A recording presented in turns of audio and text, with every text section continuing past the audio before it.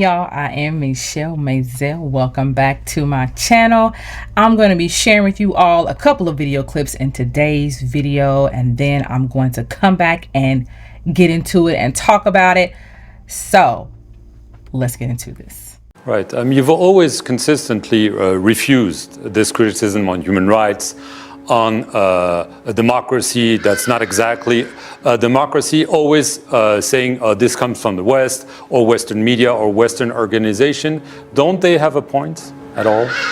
Wouldn't I have a point if I criticized the Western democracy? Sure. Yeah. So what is the problem? If democracy is not going to be perfect anywhere at all, as we have seen, as we always see, we see that, you know. What I don't like is just the hypocrisy. You are so deep in your own mess about democracy, and then you think you have authority to come and make criticisms about others, and even want that to have a consequence on them. It's just hypocrisy. The elephant in the room, what a lot of Western climate diplomats tell me is that leaders like yourself also carry a responsibility. Why are vulnerable countries still so debt-stricken? Why is there still corruption? What is your response to that? You really want me to answer you? I do. Okay. Why is it that every time we talk about countries from the South, the first allegation is corruption? Last time I checked, in the USA and the UK and Europe, they're riddled with corruption, but nobody says that they're not capable of achieving their objectives because of corruption. Why I showed you these videos is because a couple of days ago, there was an attempted assassination on the former president of the United States, Donald J. Trump. It happened in Pennsylvania at a rally he was having. And of course, America is definitely all over the place. There are various conspiracy theories surrounding the attempted assassination. People have their own stories, and it definitely is creating a deeper division in the country. What is definitely sad to see, and not surprising to see, and very hypocritical to see, is how the United States will still continue to act like there's nothing wrong with the country. Now, I know that the countries of Africa, I know the people of Africa are definitely sitting back and saying, this is so hypocritical of the United States of America to sit back and point fingers at everybody else's wrongdoings, knowing of all the things that is happening right now in the United States of America, and can actually sit there and act like everything is fine. Now, I'm going to read you something on Twitter, on X, that I found absolutely hilarious, that someone posted, and I'm going to put it up there so that you can see it. I'm going to have to pull it up on my iPad so that I can read to you all what it said, because it's going into what I'm talking about. Someone put on there, it said, hold on, I am going to find it.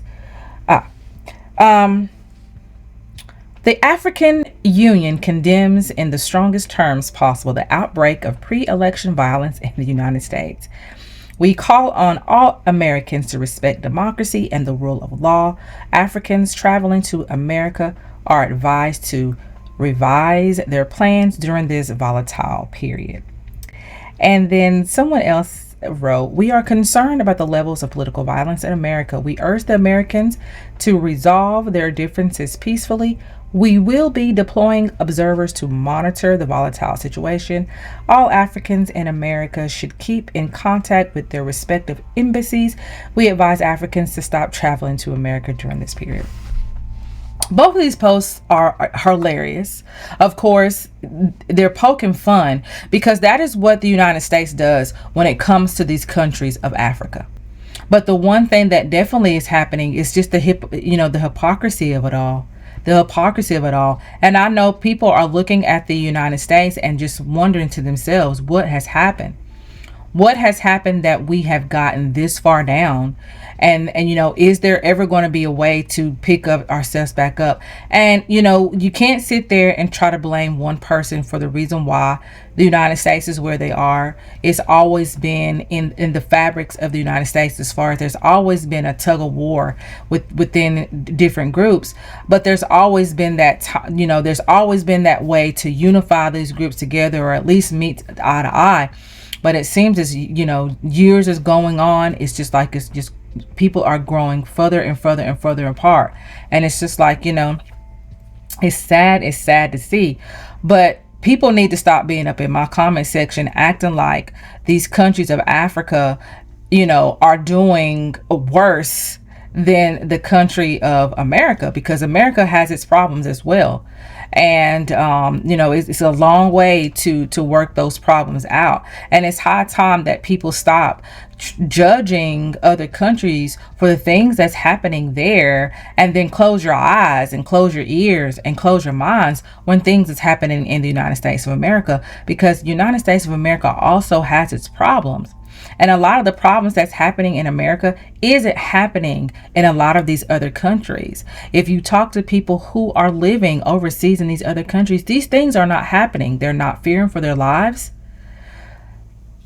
There's, you know, they don't have to worry about a lot of stuff that they have to worry about when they come back to the United States of America. And that's just real talk. And that's the conversations that people don't want to have when it's time to talk about the United States, because they feel like that you're un-American by speaking the truth.